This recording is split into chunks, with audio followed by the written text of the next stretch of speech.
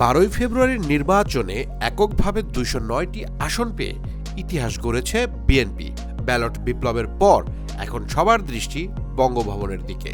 কবে শপথ নেবেন নতুন প্রধানমন্ত্রী তারেক রহমান, আর তার স্বপ্নের মন্ত্রিসভায় জায়গা পাচ্ছেন কারা?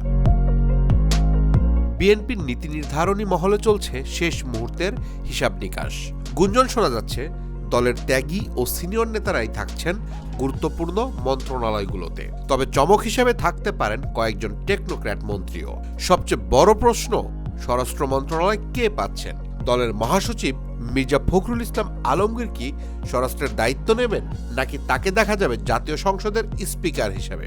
দলীয় সূত্রে খবর, দেশের আইন শৃঙ্খলা পরিস্থিতি সামাল দিতে এখন একজন শক্ত এবং অভিজ্ঞ নেতার খোঁজ করছেন তারেক রহমান। অর্থনীতি যখন ভঙ্গুর, তখন অর্থমন্ত্রীর দায়িত্ব কে নেবেন? আলোচনায় আছেন আমির খসরু মাহমুদ চৌধুরী বা আব্দুল আওয়াল মিন্টুর মতো ব্যবসায়িক ও রাজনৈতিক ব্যক্তিত্বরা। অন্যদিকে আন্তর্জাতিক সম্পর্ক উন্নয়নে ডক্টর মঈন খান বা সালাউদ্দিন আহমেদ পেতে পারেন পররাষ্ট্র মন্ত্রণালয়ের দায়িত্ব। গুঞ্জন শোনা যাচ্ছে নির্বাচনে অংশ না নিলেও দলের দুঃসময়ে রাজপথে থাকা রুহুল কবির রিজভী পাচ্ছেন তথ্য মন্ত্রণালয়, নাকি তাকে দেওয়া হবে অন্য কোনো গুরুদায়িত্ব। ত্যাগী নেতাদের মূল্যায়ন কিভাবে হবে তা দেখার অপেক্ষায় দলটির তৃণমূলের কর্মীরা।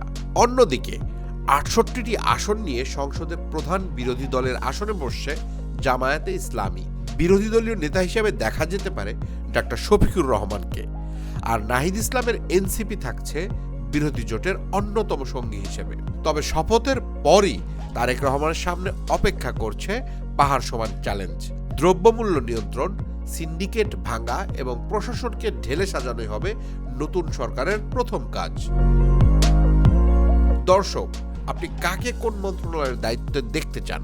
স্বরাষ্ট্রমন্ত্রী হিসেবে আপনার পছন্দকে কমেন্ট করে জানান। আর শপথ গ্রহণের সব আপডেট সবার আগে পেতে সাবস্ক্রাইব করুন বাংলা ফ্লোয়ের ইউটিউব চ্যানেল ও ফলো দিয়ে রাখুন বাংলা ফ্লোয়ের ফেসবুক পেজকে।